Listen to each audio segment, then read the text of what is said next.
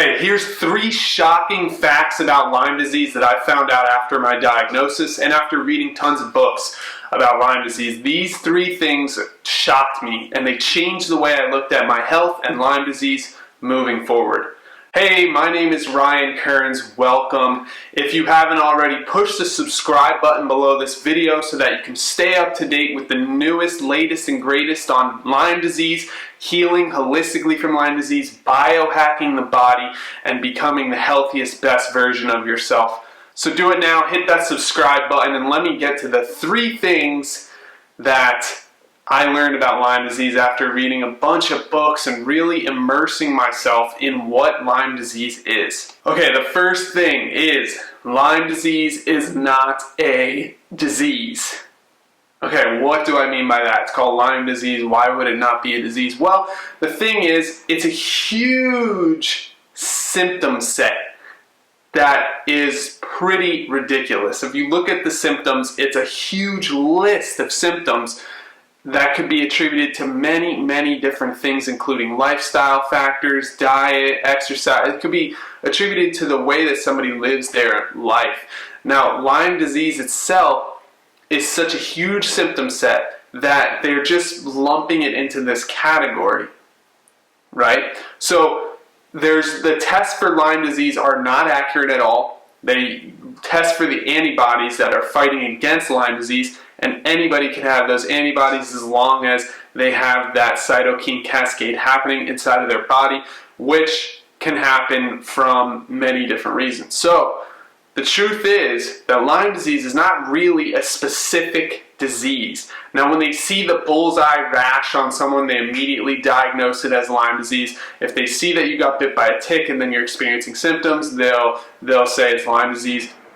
But other than that, you can get diagnosed with many different things. Fibromyalgia, Epstein-Barr disease. You can get diagnosed with many different things before Lyme disease ever even comes into the picture. And that's because it's just a huge symptom set that they just lump under this name, Lyme disease, if you have a tick bite or the bullseye rash from a tick. So what does that mean for you and I? Well, it means that maybe we shouldn't stay so attached to the diagnosis of Lyme disease, and we should move outside of that and think about how we can become healthier in many different ways, right? How can we control our holistic health, become the owners of our body, take full responsibility of what we eat, how we spend our day, how we de-stress, how we use things like meditation or calming, relaxing bath, or whatever it is that you do to get stress out of your life, get healthy foods into your life, get exercise into your life.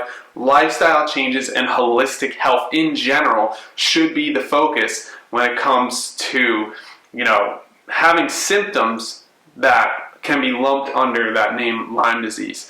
So I just thought it was fascinating. When I found this out, I thought it was fascinating because it's just not real, right? It's not an actual thing that you can have and go to the doctor and say, I have this specific thing. It could be a laundry list of symptoms that come with that, and it all comes back to lifestyle and taking care of the body. The second thing that blew my mind when I learned about it with Lyme disease is that it lies dormant within the body of many people. Now, the reason it really got me when I heard this is because I got a tick bite when I was 4 years old.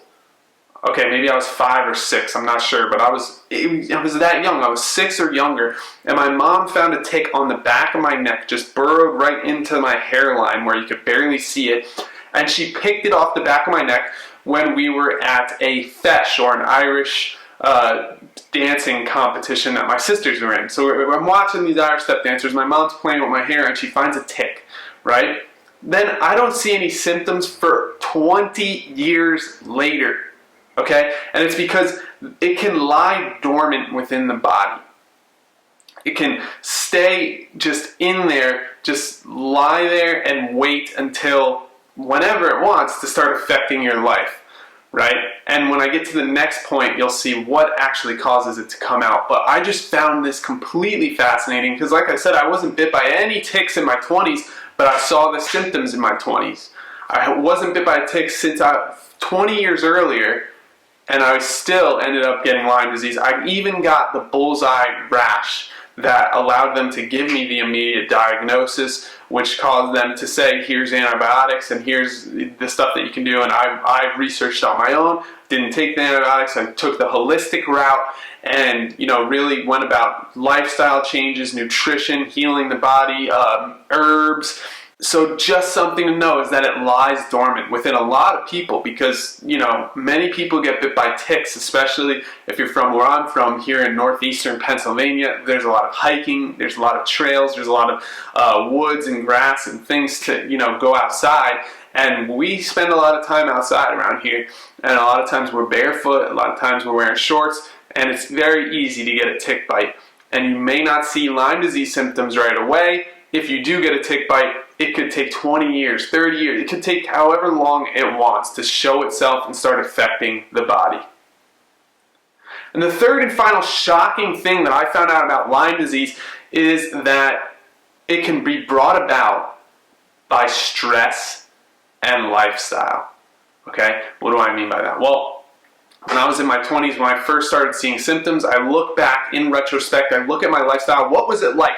Well, I was eating pizza, I was eating Chinese food, I was delivering pizza to make some cash because I was dead broke, and I was trying to make some money, but I was also obviously not living my healthiest lifestyle. I wasn't exercising, or I was exercising maybe a little bit, not often enough at all. I was eating terribly, like the worst I've ever eaten in the past decade, which, I've always really cared about what I eat, but at this point in my life, I was at such a rock bottom that I did not care. I took the pizza that was free at the end of my shift delivering pizza, and I ate that pizza.